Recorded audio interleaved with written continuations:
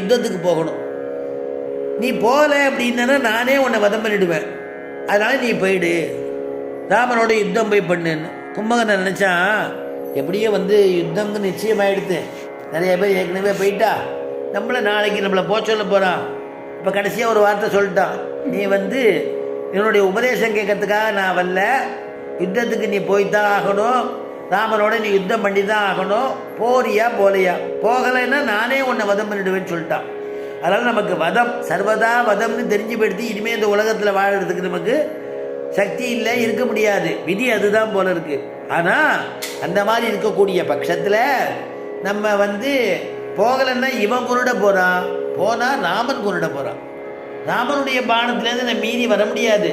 ஏன்னா அப்படி ஒரு யுத்தம் பண்ணுறான், அதனால் அப்படி ஒரு பராக்கிரமசாலி, அதனால் நான் பண்ண முடியாதுங்கிறதுனால இவன் நினச்சிட்டு இருந்தான், ராவணன் கையால் சாகிறத விட ராமன் கையால் செத்துடலாம் அப்படின்னு முடிவு பண்ணிட்டான்.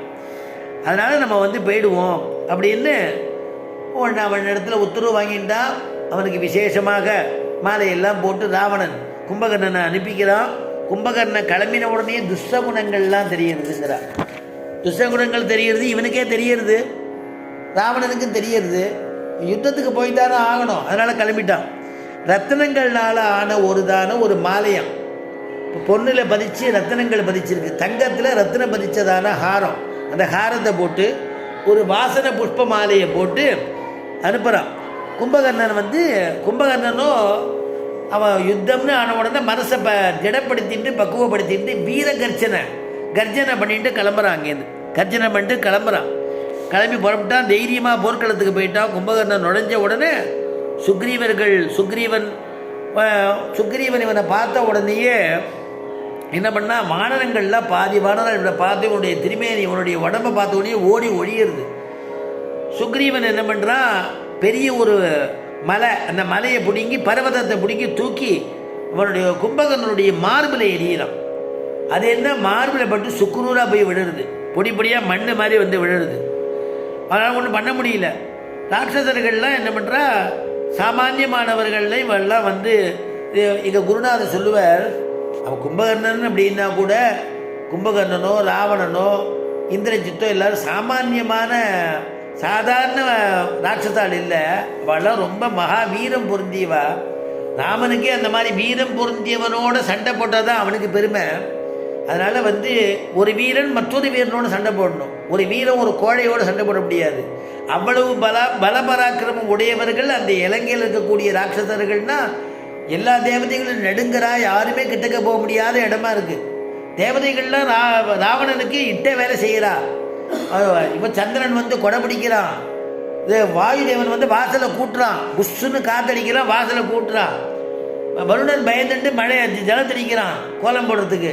எல்லாம் ஆட்டோமேட்டிக்காக தேவதைகள்லாம் கைங்கரியம் பண்ணுறா. அப்படின்னா அவளுக்கு சூரனாக இருக்கான், உலகத்தையே ஆட்டி படைக்கக்கூடியவனாக இருக்கான்னா அவனோட யுத்தம் பண்ணுறது தான் ராமனுடைய பலத்துக்கு பெருமையை தவிர ஒரு சோப்பலாங்கிட்ட போகிறது பெருமை இல்லை என்ப நடிகர் குருநாதர். அதனால் அப்படிப்பட்டதான அவனுடைய பலம் பெரிய பர்வதத்தை தூக்கி மாறுபட எரிஞ்சவுடன் சுக்கு நூறாக போய் பொடி மணலாக விழுந்தான் கீழே. ஆனால் அவன் உடனே பதிலுக்கு பார்த்தான். பதிலுக்கு அவன் ஒரு மலையை தூக்கி சுக்ரீவனை மேலே அடித்தான். சுக்ரீவன் மூர்ச்சியாகி கீழே விழுந்துட்டான். அவனுக்கு தாங்காது இல்லையோ, இவன் ஆஜானு பாகுவாக இருக்கான். அதனால் அவன் தூக்கி அவன் ரெண்டு கையால் தூக்கிட்டு அவன் ஒரு கையால் தூக்கி இருக்கலாம்.